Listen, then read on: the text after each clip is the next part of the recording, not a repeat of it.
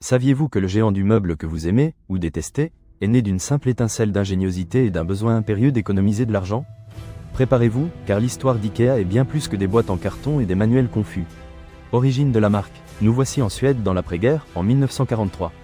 Un jeune homme du nom d'Ingvar Kamprad, âgé de seulement 17 ans, reçoit une petite somme d'argent de son père pour avoir obtenu de bonnes notes. Au lieu de la dépenser en bonbons ou en divertissement, il décide de l'investir dans quelque chose de différent. C'est ainsi que naît IKEA, acronyme d'Ingvar Kamprad, Elmtarid, la ferme où il a grandi, et Agunnaryd, sa ville natale. Au début, IKEA ne vendait pas de meubles. Il offrait de tout, stylos, portefeuilles, cadres photos, tout ce qui vous venait à l'esprit. Mais rapidement, Kamprad s'est rendu compte que les meubles étaient un marché prometteur, bien que dominé par des prix élevés. Premières années, le problème était clair, comment offrir des meubles à des prix accessibles à tous?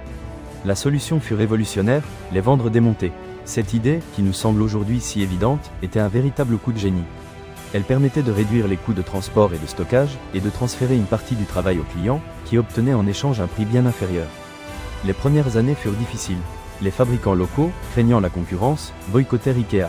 Kamprad dut chercher des fournisseurs à l'étranger, ce qui à long terme renforça sa vision globale. Un moment clé fut l'ouverture de la première salle d'exposition à Älmhult en 1953. Les clients pouvaient voir et essayer les meubles avant de les acheter, éliminant ainsi la méfiance initiale envers un produit aussi innovant. Croissance et expansion. La décennie 1960 marqua le décollage définitif. IKEA commença à concevoir ses propres meubles, avec un style fonctionnel et moderne qui correspondait parfaitement à la classe moyenne croissante.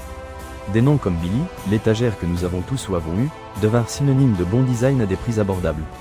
L'expansion internationale commença en 1963, avec l'ouverture du premier magasin hors de Suède, en Norvège.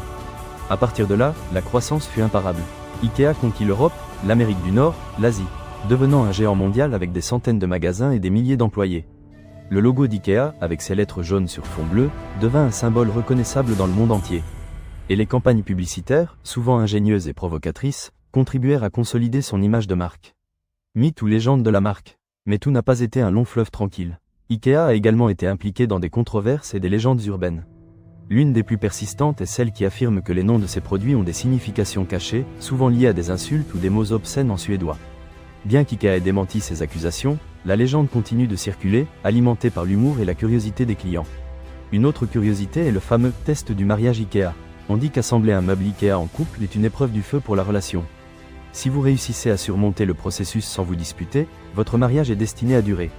Il y a une part de vérité là-dedans. La complexité de certains manuels et la nécessité de se coordonner pour assembler les pièces peuvent générer des tensions, ou renforcer le travail d'équipe. Situation actuelle. Aujourd'hui, IKEA est bien plus qu'un magasin de meubles. C'est un phénomène culturel, un symbole du design démocratique et de l'innovation. Il a démocratisé l'accès aux meubles modernes et fonctionnels, et a changé la façon dont nous concevons nos maisons. Mais il doit aussi faire face à de nouveaux défis.